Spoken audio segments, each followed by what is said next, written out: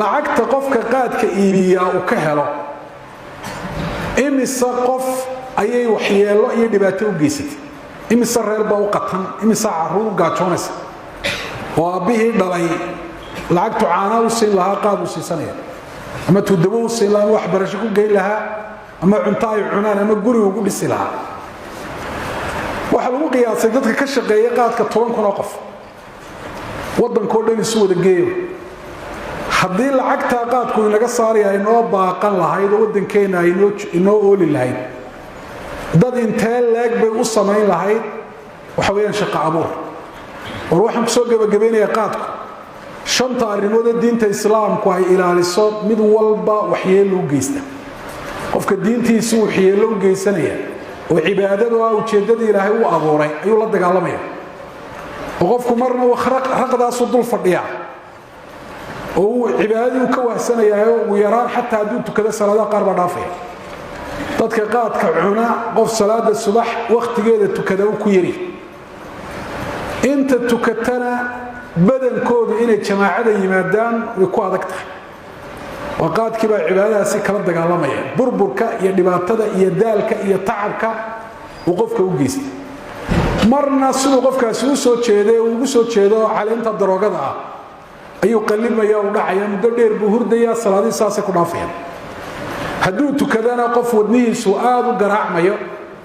oo wareegga dhiiggiisu uu kacsan yahay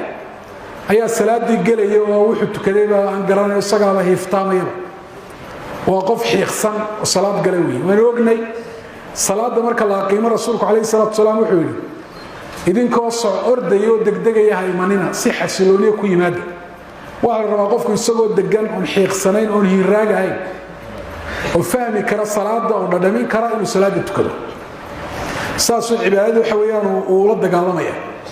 xuquuqdii kale ilaahay waajibiyay xaqi xaaska xaqi caruurta xaqi qofka umadiisu ay kula idin la dagaalamaya aqligii de waaliba buu keeniyay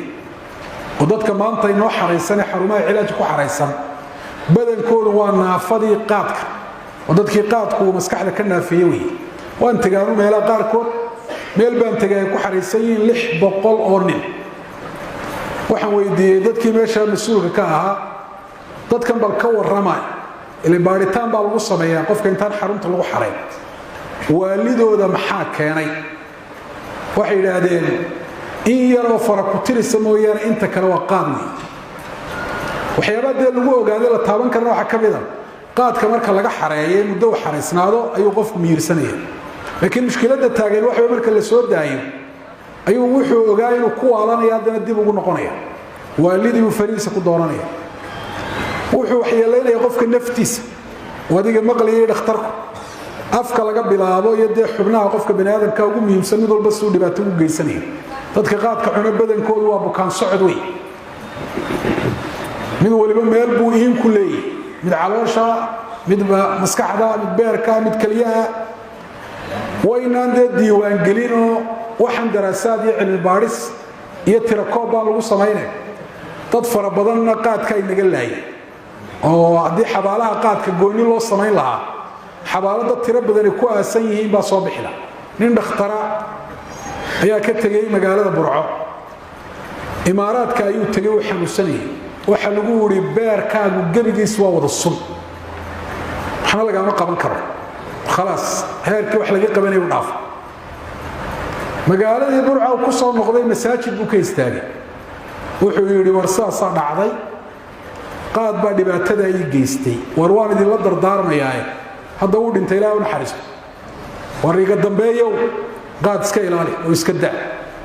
dadkeen waxay sunu yaqaan waxa marka aad cabto ama aad cunto markii ay ka haadayso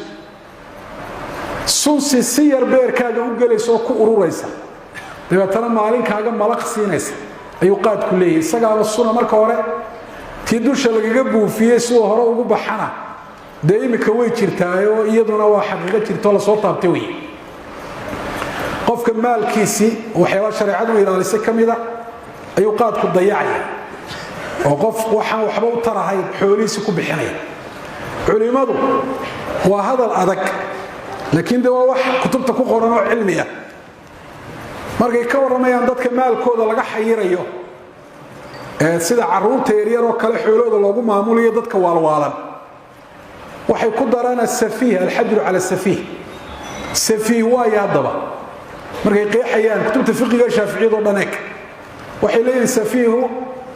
waa man yunfiqu maalahu فيما لا نفع عاجل أو آجل فيه وقفك حوليس كبحيني وحا واحتر سودك دقا يمد مدعا من نبا الله واحتر أدوية حلالا يوم من آخر من نبا الله فقهذا الشافعية المتاخرين تسير باجوري وكالدي السيجار كابو تصالو سقاط وحنا قفك السيجار كعبيا والسفيوي حجر وين لصارو حوليس وين laga qabto deetana laga biilayo ilaa uu iska deynay ila xoolihiisu dabka sunta baakirka dushiisa ku qoranta caafimaadkaagu halisku iyo waa lagu khasbay kuwii ka ganacsanay inagana maanta waxa loo sameeyaa xayisiis kabadhada qaadka ma sha Allah inna fatahna laka fathan mubina ayaa ku qoran waxa idin la yiraahdo dawladdu ay tiraahdo kabadhada qaadka lagu qoro qaadku waa daroogo dilaaya marka ninkii waalana dee doonanaya ha doonto laakiin inaynu ogolaano dadka in loo xayisiyo magacyo fiican waxa weeyaan loo bixiyo waa dee dadkeenu aynan ka naxahayn ee arrinta noocaasi ay noqonaysa dadka sharaftooda siduu u dilo waa mid iska muuqata waxa laga yaabaa dee ninku markuu mirqaamo nin dhan oo weyn oo reero dhan u taliya xaaladda dee waaliyahoo lagula yaabo inuu galo